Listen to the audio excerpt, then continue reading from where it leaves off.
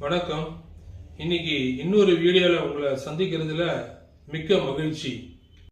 உச்ச நீதிமன்றத்தோட ஓய்வு பெற்ற தலைமை நீதிபதி மார்க்கண்டேய கட்சூர் நேத்தி மதுரையில் ஒரு கருத்து சொல்லியிருக்காரு.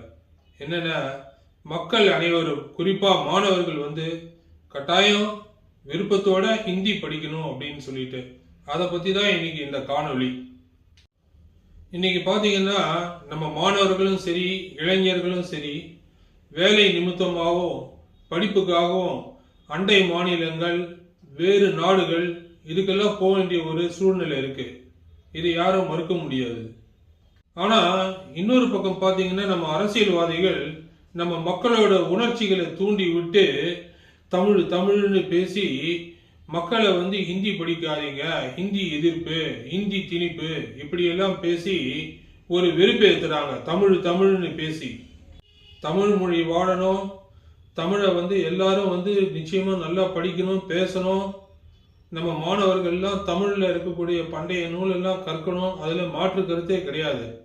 ஆனா அதே சமயத்துல இந்த காலகட்டத்துல நம்ம முன்னமே சொன்ன மாதிரி வேலைக்கும் சரி படிப்புக்கும் சரி பல இடங்களுக்கு போக வேண்டி இருக்கிறதுனால குறைஞ்சபட்சம் ஒரு 6 மொழியாவது நம்ம கற்று இருக்கணும்.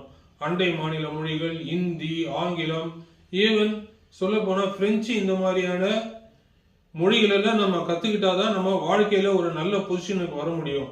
இன்னைக்கு இந்த அரசியல்வாதிகள் உணர்ச்சியை தூண்டி விட்டு ஓட்டு வாங்கறதுக்காக அரசியல் பண்றதுக்காக அவங்க எதையோ ஒண்ணு சொல்லிட்டு போயிருவாங்க.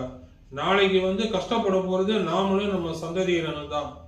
இன்னைக்கு தமிழ்நாட்டுல சென்னையில பாத்தீங்கன்னாக்கா கன்னடம், இந்தி, தெலுங்கு, மலையாளம் பல்வேறு மொழி பேசுறவங்க இருக்காங்க. அது என்ன தமிழ அழிஞ்சு போச்சு? இல்லையே. நம்ம இப்ப பேசும்போது கூட டிவின்றோம், லைட்டுன்றோம், ஸ்விட்சுன்றோம், ஆட்டோன்றோம், காருன்றோம்.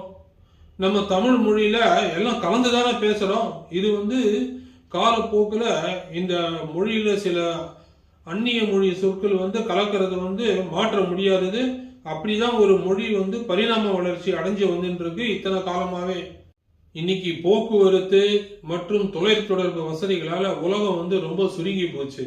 அதனால இந்த பழைய மாவியை அரைக்கிற மாதிரி இந்த அரசியல்வாதிகள் தமிழ் தமிழ் தமிழ் தமிழுக்காக உயிரை கொடுப்போம், அதை பண்ணுவோம், இந்தி திணிப்புன்னு இந்த